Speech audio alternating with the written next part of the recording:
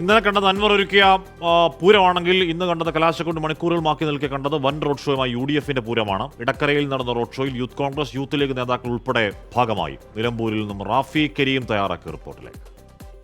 നിലമ്പൂരിലെ തെരഞ്ഞെടുപ്പ് പ്രചരണം അതിന്റെ അവസാന ഘട്ടത്തിലാണുള്ളത്.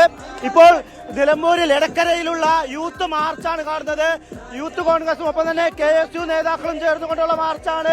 രാഹുൽ മാങ്കോട്ടത്തിൽ അടക്കമുള്ള PK ഫിറോസ് അടക്കമുള്ള അബ്ബാസ് അലി ശിഹാബ് തങ്ങൾ അടക്കമുള്ള ആളുകൾ, ഷാഫി വർമിൽ അടക്കമുള്ള ആളുകൾ പങ്കെടുത്തുകൊണ്ടാണ് വലിയൊരു മാർച്ച് എടക്കരയിലേക്ക് നടക്കുന്നത്. നാളെയാണ് കലാശക്കൊട്ട്. അതിനു മുമ്പുള്ള ഏറ്റവും മികച്ച പ്രചരണമാണ് നടന്നുകൊണ്ടിരിക്കുന്നത്. ഇപ്പോൾ നമ്മളോടൊപ്പം രാഹുൽ മാങ്കോട്ടത്തിലേക്കാണ്. ആദ്യം എന്താണ് നിലവിലൊരു ആവേശം മനസ്സിലാകുന്നത്? നിലവിൽ ചെറുപ്പക്കാരുടെ ഒരു ആവേശം കാണുന്നില്ലേ?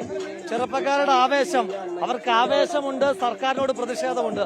ഇത് രണ്ടും ആര്യാടൻ ഷൗക്കത്തിനുള്ള വോട്ടുകളായി മാറും. ഇവിടെ ലാൻഡ് സ്ലൈഡ് വിക്ടറി ഉണ്ടാകാൻ പോവുകയാണ്.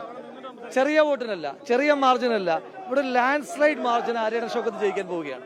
ഈ നാലാണ് കലാശക്കൊട്ട്. അതിനു മുമ്പുള്ള ഒരു സാമ്പിൾ വെടിക്കെട്ടാണ് ഈ കാണുന്നത്. നമ്മുടെ എല്ലാം മേജർ വെടിക്കെട്ടുകളായിരുന്നു, മേജർ സെറ്റ് ആയിരുന്നു എല്ലാം. അതുകൊണ്ട് സാമ്പിളൊന്നുമില്ല.